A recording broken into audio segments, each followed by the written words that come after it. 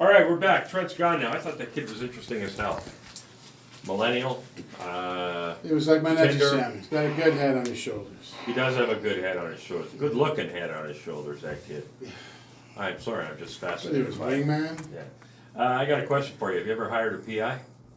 The closest I came to anything like that was I did a patent search. Really? Yeah. And you hired a PI for that? No, but did you hear me? I prefaced it by saying the closest thing I did to that was getting a, and to do that you have to deal with like a lawyer and who then interfaces with the government. They do a search on all the patents and let you know the closest, the things that may or may not be in the same vein. Yeah. So what I should have said to you was, have you ever used a lawyer? Because that's not even close to being a PI. Don't you guys? Would you not think? I haven't that's- introduced them yet, I so mean, don't even talk to them. Different ball of well, wax. you're making your stupid assessment based on having zero knowledge of the business, and I was assuming that paying somebody to investigate the the provenance of an invention would be along the Right. line. Howard, I used to know a guy, I won't mention his full name, Howard, and he was a private investigator, and he told me about this gig once where he went to a motel in Kitchener, Yeah. pretended to be a guest, staying for a couple of days, and just took pictures of the logos around it. It looked like the hotels. Well, he investigated piracy. He was investigating copyright infringement. Right, Yeah. copyright infringement. Yeah, well, I've got the guys with me right now from Investigation Hotline. And, geez, I wish I could say how we met. I really wish I could, fellas. I really do, but. That's a good way to start an interview. Church and I wish you guys spoke English, because you would be so fascinating to our English. Let's just say they were really good friends with my ex-wife. Okay. Then leave it at that. Yeah. Our paths crossed. I've got Mitch here, I've got Gabe here, and I've got Adam. Adam is their friend, but Adam is a TV producer. We're going to talk to him a bit about what he does too, but Adam produced the TV show The Bridge on CTV. And it was basically about Metro Toronto Police and the Police Association. And I'll talk to him about that in a couple of minutes, but I've got Mitch here now, and I've got Gabe. Gabe, talk so people can hear you talk. Yeah, hi. This is Gabriel. Yeah. Doesn't he sound like he's from the KGB? Yes, No. whenever Gabriel is in the field, he is wearing a trench coat and Yeah. a brown hat. And the haircut. Yeah. Oh, And yeah. a haircut, the Uncle Joe haircut. Or a Speedo. Uncle Joe Stalin. And Speedos. And speed. You're not wearing them now, right? So Gabe, I'll ask Mitch first. Mitch, first of all, what exactly is the main job a PI does? Because in this age of technology, I mean, what's the most lucrative work for a PI now? What a PI does is research for facts. Right. Okay? Simple, straight. Wade through all the crap, everything that's said, everything that's spoken, everything that's written. We have to identify the actual facts. And not interpretation, but facts according to law. Right. So you're basically, who hires you? Lawyers. Lawyers, individuals, corporations, insurance companies, anybody is a potential client. Okay, now what would a criminal lawyer hire you for? To investigate allegations of a criminal charge. Right. And the reason they do that is because the police are not exactly on the side of the person they charged. No, the police don't have discretion. Right. The police lay the charge, it's up to the court to determine the validity of the charge. Right. And it's up to an investigator to investigate the facts and prove to the court or prove to the criminal lawyer where the facts and the fiction lie. Right. So you give that information to the criminal lawyer, and then the criminal lawyer uses that in their defense of their client. Yes, in a good scenario. Yeah, in a good scenario. Right. Now, how do you go about doing that? How do you investigate a criminal charge against somebody? What's the best way to do that? We take the case file. Right. We see what's said, who the players are, where the circumstances lie, and we start to break it down to its fine elements. And we do what cops can't do. Right. That sounds actually that's very interesting. You do what cops can't do. Yes. Yeah. I can elaborate on that, but let's leave that as an open comment. Right. Because they take their marching orders from the courts. The courts or their superiors. Right. Right. And you don't have that constraint. No. You're allowed there to go. You go and dig stuff up. You find things out, and then you bring the evidence back to the lawyer, and the lawyer uses that in the defense. Yes. we turn stones that are unturned. Right. Okay. We dig deeper. We take on a client. We go to the ends of the earth for the client because, hearsay evidence is just not factual. So we dig in and find the facts. Now, why would someone, not someone, why would you choose to be a PI rather than a cop? That's a good question. Physical. There's physical elements. There's mandate. Our objective is to help individuals. Right. Where policing body are supposed to help society. Okay. Okay, but who says that the police have the individual's interest at heart, opposed to societal interests? Yeah, to a cop, it's just another case they got to get off their desk. Right. And when somebody hires you, the prime objective for you is that person who hired you. Yes, we dig deeper. We dig into the motives, we dig into statements, we dig into anything that may be relevant to the case. And have you ever been in danger? We try and avoid danger. But Well, actually, we don't wear a uniforms. lot of cases you're dealing with emotional issues, We don't and wear that's the uniforms. most dangerous part of this business. Emotional issues? Is emotional That's issues, yes. Well, what are we talking about here? Like domestics? Well, domestics and relationships? cheating in relationships, all logic goes out the window when people start reacting or talking emotionally. Now, that's interesting when you're talking about, you're talking about affairs and stuff like that. Like, you don't get hired for that stuff anymore because it's no fault divorce, right? Well, no, it's still a big part of the industry. Really? 90% of the time, people just want to know. 10% of the time, yes, it's for legal purpose because it is one of three elements for a separation or granted a divorce. Right. There's cruel and unusual punishment. There's infidelity, which is still one, even though the courts don't care, about the photos or the actual act. All we have to do as investigators is show opportunity, and that's one of the grounds for divorce, to expedite a divorce. Sorry, and the third element was a 1-year separation. Right. So divorce isn't what it used to be, that you have to go and show that somebody's cheating and then assets are divided according to infidelity. Right. That's not relevant anymore. Again, it's only one of three elements to expedite a divorce. Now, what training do you have? Are there training courses in college and university for that job? There is. We're fortunate enough to have implemented mandatory training in this industry, where security guards have to take a 40-hour course and private investigators a 50-hour course, and then write a ministry test. Right. Which has just come into pass in the last few years because the regulatory body was the OPP, and there was some order, but is now changed into private and into the Ministry of Community Safety and Correctional Services. And I have a few comments about what's lacking in enforcement in this industry. I could almost use the word free-for-all. Right. So buyer beware. Right. And when you're done with this, do they give you a badge? No. In Canada, we're not allowed to use a badge. We're not allowed to use the word detective.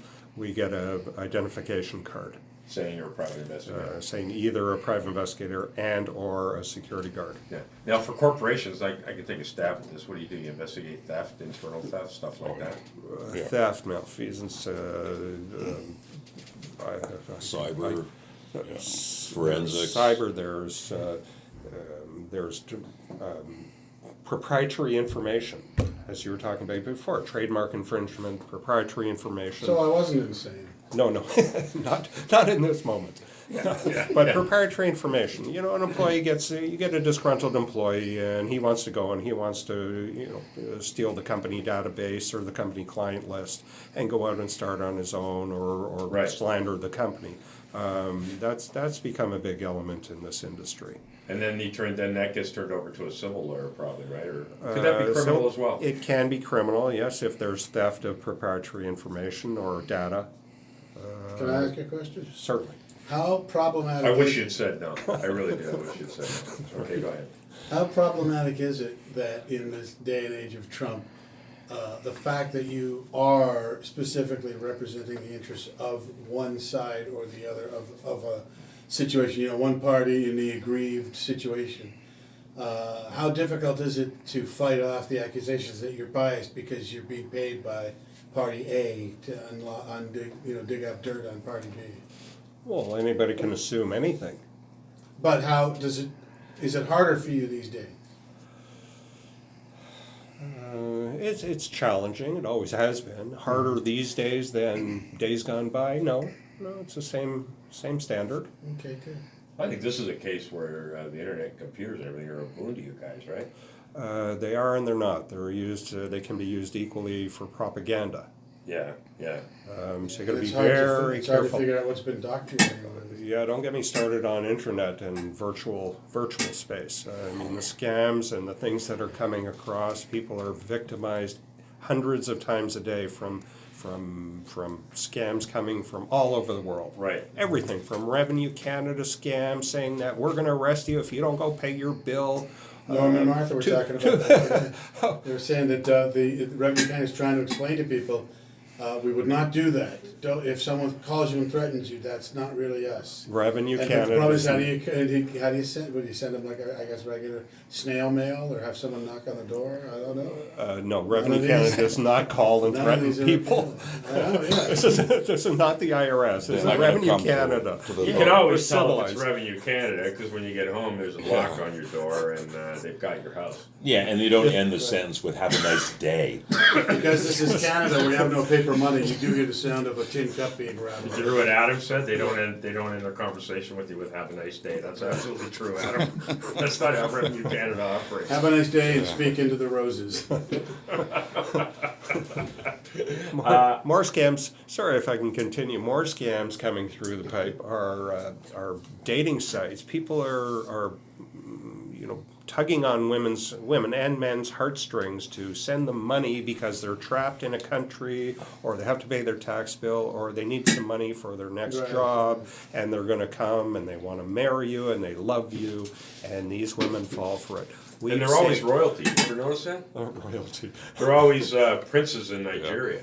You know what I Right. mean? Which is Nigeria why was the the old first one. saying, if you're gonna be greedy, don't be stupid. If you're gonna be stupid, don't be greedy. Wow, good for you. Another one. I gotta write that down. Good. The best thing is call the hotline before you send any money. As soon as somebody starts to ask you for funds, flags should go up. Right. Call an investigator. Now here's a good one to ask you about, because the news broke on Tony Clement yesterday that he was sexting with somebody, and he was sending, for want of a better word, penis pics, Right? and then they started blackmailing him for money. Yes. Now, so he finally copped out, came forward, and said what he'd done. If he'd called somebody like you guys, what would you have done about that? Well, we would have called him an idiot for sending his penis pics, number I one. mean, a guy pays you like $200 an hour, and you call him an idiot? Well, of course. Call him a dick. You call him a dickhead. Actually, I got a case like that. I should go to a hooker repair and do that. You know that, right? I wouldn't have been so nasty, but I would have Actually, said, I you did a shouldn't case. have done See what that. happens. It's not good that you did that. We have no filter. I mean, if you did something stupid, we're going to tell you. We'll try and help you salvage or We did a or, case like that. Do some damage control, but come on, guys. Gabe says you did a case like I that. did a case exactly the same. So We've this- actually had several cases like that. Recently, there were a few cases where somebody got an email saying that we had access to your webcam, and you searched this porn site, and we have compromising video, and if you don't send us money, we're going to release it to 10 of your friends because we've hacked your email account Right. and all your And contacts. somehow account. miraculously their camera went on as an example and freaked these people out. Right, which is just not true. Right. Right. So we've told a few clients recently to just sit back, do not respond to these people. Do not respond. It didn't happen. They never had access to your webcam, no matter what site you were searching. Yeah. So Yeah. it's the scare tactic, the same with the Revenue Canada, scare tactics. So if That's you're what I mean. unsure, If I was Tony Clement, rather than come forward, I would have called you guys. called us, called the police. Well, the police won't no. necessarily They're not gonna do that. handle something like this. But if you call us, we'll either advise you or you can retain us and we'll find out what and who. Yeah. We'll stop that. Is it right always away. possible to find out what and who? Because that's the way to end blackmailing, if you know who did it. Well, Or you call their bluff. you call their bluff. That there are ways now. Right, but their only bluff is that they're not for real. No, the case Well, the where only the- bluff is they say they're gonna post it and they don't, and they keep Yeah. trying to extort money from you. Right? Oh, So, right. right, which is, you know, I don't know. I was thinking like, what if you do get the real deal and then they show you proof that they have that ability? Well, let them show you before you respond. Oh, so you're prepared to trace that down too? Oh, Yeah, and if you err in judgment, then you're moving to Minsk. So, you know, it's a problem. If you earn judgment, you actually In send other the words, you picture. scare them off and they flee somewhere else. On other defenses, that's not my penis, it's way too big. But that's a good defense, Mike. I've never heard someone say That's that. the schlong defense.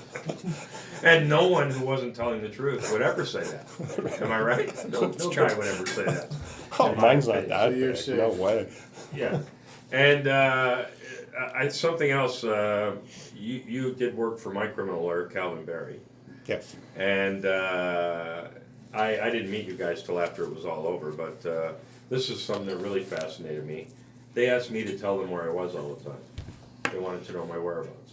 Right, and did you Yes. honestly Well, keep here's how posted? you know, I honestly kept them posted. Right. I found out weeks later that they followed me for 3 days. Yes. And so your claims matched up with their My claims matched video up with where it and was. audio evidence? Yeah. where We it was. had Good. independent We should, evidence. we should put those online because we could get a lot of money from Burger King and Dairy Queen. And And the organic store down the road. You know what I mean? Yeah. No, but that was very interesting. The I didn't get- senior citizen sex shop. Yeah, we could get advertising money from all of them. I phoned them one night to tell them where I was, and the reason I knew was because Mitch said I know. Yes. That was basically just, I know where you are, thank you very much. We keep You know. track. Yeah, It's which I thought was fascinating. You Now, know, our clients don't always tell us the truth, but when we take somebody on, we vet them, we protect them, Good, good. we go to the ends of the earth. Glad you didn't bring shame onto me. I'm Not yet. not a liar. I'm not a liar. My Good. parents would have been proud of me. You've got a big case right now, and I don't think you can go into real detail on it. No. I don't know what you can say about it, but you're dealing with a case right now that's out of the country. It's 2 young guys who are currently in jail in a foreign country. Actually, they're not. They're detained in the country. They were in jail they were in custody for 7 days. These are 2 Vancouver police officers. Right. Allegations were alleged. The Cuban government, in their infinite wisdom, decided to jail these guys and make them stay in the country until the trial was finished. And the allegations were from a young Ontario girl Right. who was down partying it up. Anyways, I can't go into detail, but I'm pretty sure our boys will be home soon. Really? We went to investigate the facts, and the facts just don't add up.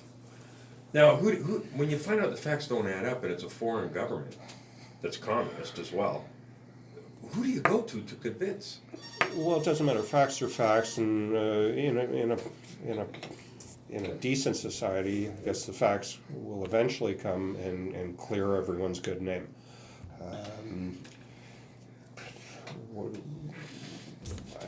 I can't say too much. It's Right. It's ongoing. It's a scary. You It's a come back scary and talk about it situation. when you can talk about it. Yeah, come when back. it's resolved, will you come back and tell us? Yeah, absolutely. All right, that's what I want to hear. Absolutely. We just put out a sort of a warning to travelers to be careful when you're in a You foreign gotta be country, careful as hell. because shit happens. Yeah. And by the way, this is the only- circumstances. This is the only place where you can say Oh, that. sorry. No, don't worry. Say They said similar stuff on CNN. Okay, We're cool well, with it. well, you know, Yes. Oh, yeah, but they're talking about Trump. What else are they? You know what? gonna We're say? going to change the name of the show to Shit Happens. Thanks a lot. I like that. That's way better. That's Whatever way happened better than to that. whatever happened to Will, that was on. but it's not how shit happens, it's how you deal with it. Yeah. We're going to go to a break right now. When we come back, we're going to talk to Adam Shelley. Adam Shelley is the creator and co-executive producer of The Bridge, which was a hugely successful cop show on CTV. I want to talk to you about that experience for about 5 minutes, then we're going to let you go. But I want you to tell me what your new idea is as well. Are you willing to do that? I'd be more than happy to. All right. Adam Shelley when we return. What is it?